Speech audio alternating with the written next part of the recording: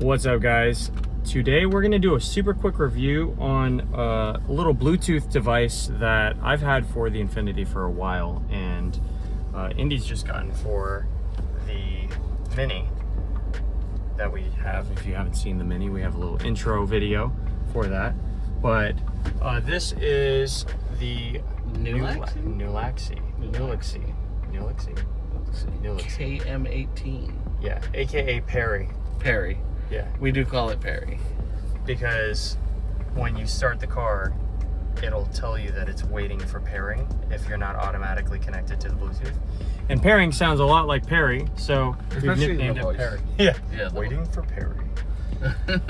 So this is a really cheap unit. It's like, what, 16 bucks? Something like that? 18. Yes, $16, like $18 shipped. We'll put a link in the description. Yeah, exactly. And this is going to be your solution if you don't have an aftermarket head unit that can accept, like, or if you don't have a head unit that can accept an aux cord, or you don't have Bluetooth on your car, or you don't have an aftermarket head unit that has Bluetooth, and you just want a quick solution that's pretty cheap and actually does the job pretty well. Well, so, and especially in your case with the G, because I mean, I'm going to replace this head unit soonish, but, you know, in the case of the G, like, because it's the OEM, what is it, yeah, so the OEM radio controls, and you know, some of the climate control, like the HVAC, it's all this like gigantic piece, and so there's no like real aftermarket like singled in or doubled in option that you can get without an adapter kit. But the adapter kits are garbage, so you're really only stuck with hoping that you have aux cords, or doing like a Tesla style unit, which even the low end. The low ends, even though like the lowest end, if you like, let's say you went to Nifty City, is still going to be like $650 for something that replaces like your screen in your G37. So like, do you really want to spend that money, or do you want to just spend 16 bucks on a, you know, Bluetooth thing? Which side note, we will go over, because we have an entire list, because you've been compiling a list of all the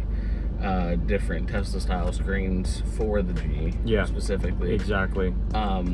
But you know, $650 versus $16. No, it's kind of hard to on this. Kind of hard to compare. And on this, I was just like, well, this thing's already missing a button, and it's just kind of whatever. And I'll buy a head unit when I buy a head unit. But for now, at least I have some Bluetooth capability and USB to charge with. So the way that this works is it basically works just like kind of like a tape adapter did back in the day, right? Basically, almost. The tape adapters, I don't remember if they were... They had ones that could basically override an FM like frequency. I know they had the kind that plugged in like this, but then they also had the kind that you would put the actual cassette, because you remember they just had the 3.5 mil cable, which, you know, most phones don't have anymore. That you would just put the tape in. But when you came out with CD players, which is very fancy for the time, you know, CD spin, they didn't have a solution for a spinning disc for this, so they came out with a lot more of this style. Exactly. So this this unit basically allows you to change the channel that you want to override. So Indy's chosen 107.4. Well, this was just set to that, so I just put this to that. There you go. I have mine at 87.9. What I have noticed on the G37 is that when you turn the volume on the head unit or the radio controls all the way up, you will get a little bit of static, because it's just the inherent static from the station. Probably will be less static if I try 107.4. We'll see. I don't know, like on the higher frequency. Maybe. This is actually maxed volume on here right now. So I'm just kind of doing my volume controls with, you can hear a little little noise, but whatever. So let's play some track real quick, and then we can see what the audio sounds like in the Mini. As far as like the, I mean, we're using copyright-free music, obviously. This is not what we listen to when we drive around. It literally says copyright-free. unless you like actually want to be super inspired and drive around with your top down, you could play this music, I guess. Or if you're watching I feel like I'm building something. Or you're like, DIY, you've got like your scarf blowing in the wind in your convertible, driving down the beach. You know, if this was that, you know. But the audio quality actually sounds cleaner in your car than it does in the Infiniti. Does it? And I think that's because it might be because we don't have the volume turned all the way up on this unit. Well, no, I do have the volume all the way up. That's what I'm saying. We don't. Oh, okay. Yeah, And you're controlling it more from here. Yeah. Yeah. So that might be a big factor. So I would say overall, the audio quality for $16 for a Bluetooth unit that is just overriding an FM station is pretty good. It's halfway, sounds like an aux cable. It's halfway decent. The fact that it comes with, a USB to charge out of, it's nice because this didn't have anything. I'll take it, for $16, like I said. Yeah. It's not bad, and like I said, I just got mine yesterday. Literally put it in before I met you up to do the transfer on the 350. Right. Took 2 seconds to install real quick. You plug it in, you match the thing.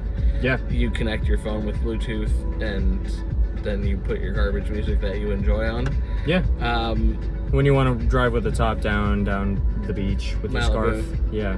Yeah. This is the music that you choose. Yeah, or if you're like building a fence in the backyard. it's time lapse, like fence building. Exactly. So all in all, we'll say that we do like this head unit. We now have it in 2 cars. Would I buy it again? Absolutely, especially at $16. Especially if you're presented with very few options. This car, fortunately, you can like swap out something pretty quickly. Especially when you've had yours for like literally over 2 years, maybe even longer. I think at this point, you've probably had yours for like 3.5 at least. Yeah, it's been a long time. Yeah, you've had yours for a while. Yeah, and it was super. Well, because you've had yours for so long, is exactly why I was just like, hey, I'm gonna actually I need something for a super quick, cheap solution. Send me the thing you have. Yeah. And so exactly. So we're running 2 of them. I think it's worth checking out if you guys are kind of stuck on your options. So check it out. We'll put the link down in the description. Let us know if you guys want to see any more content on this type of stuff. Oh yeah. Before we get there, I do want to show you something kind of silly. Important notes: Chevrolet Malibu and some other models may not cut the power outputs of the cigarette lighter once the engine has been switched off. Malibu guys. If you got a Chevy Malibu, I don't know what to tell you. You might lose your power when you turn your car off. Well, it says to unplug it from the cigarette lighter.